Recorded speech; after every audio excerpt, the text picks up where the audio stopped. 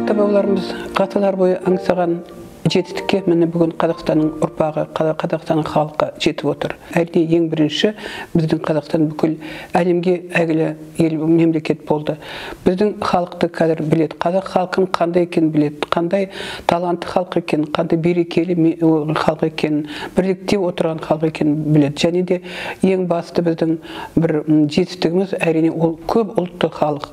Осы бірмен-бірі тату, тәтті отырған біздің Қазақстан халқы десек, ол артық емес. Кезінде осы биыл Қасым Аманжоловтың 110 жылдығын тойлап жатырмыз ғой. Сол кісі айтқан екен, сен неткен бақыт дедің, келер ұрпақ деп. Шынында да біздің жастарымыз бақытты. Бүгінгі ұрпақ бақытты, олардың болашағы да бақытты болатында біз бәріміз де сенімдеміз. Неге десеңіздер, мынау тәуелсіздік ол қазақ халқына жақсылыққа келді, қазақ халқына бақытта келді, Қазақстанның өсіп өркендеуіне үлкен жол ашты.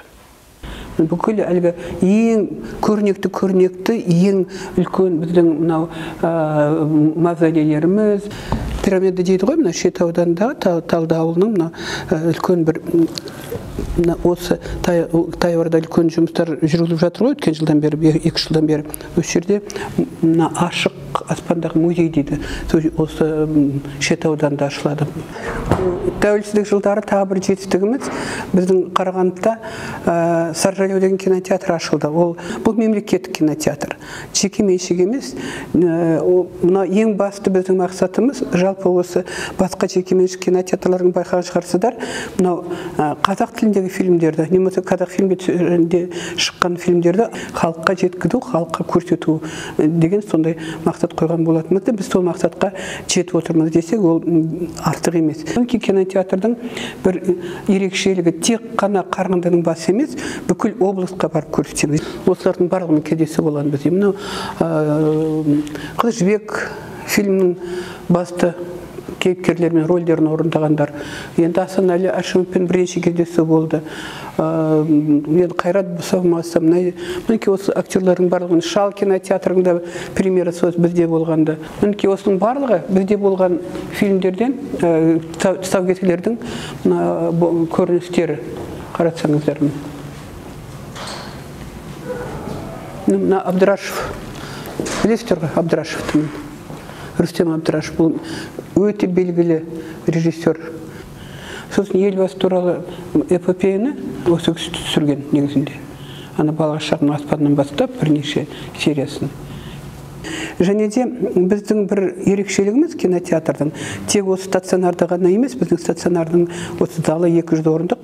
Біз арнайы осы бюджеттің көмегімен, облыс басшыларының көмегімен осы арнайы машина сатып алып, газель, одан кейін ваз машинесі, аппаратура, біздің кинопроектор бар, видеопроектор, фотоаппаратына дейін, соның барлығын экранымыз бар, ауыл-ауылға шығамыз. Және де жақын жерге емес, қайта алыс жерге, теңіз жағына, баршын дейміз, ең алыс шалғай жатқан, Егінбұлақтың, Ұлытаудың басқа жерлеріне барып, осы біздің Қазақстанда шыққан фильмдерді көрсетіп жүрміз. Бұл көшпелі кинотеатр деп атауға болады. Жау жүрек мың бала, анаға апарар жол, тағы фильмдер, соның барлығын біз осы жерде одан кейін жалпы бүкіл облысқа халыққа көрсеттік. Енді осы бірер күннен кейін тағы да бізде мынау боксер фильмінің тұсаукесері болады.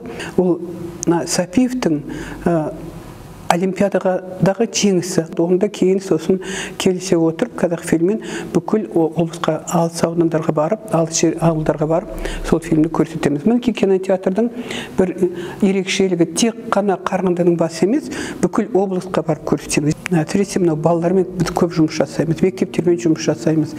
Сондықтан бұл кинотеатрдың тарихы міне 11 жылда болып қалды ғой.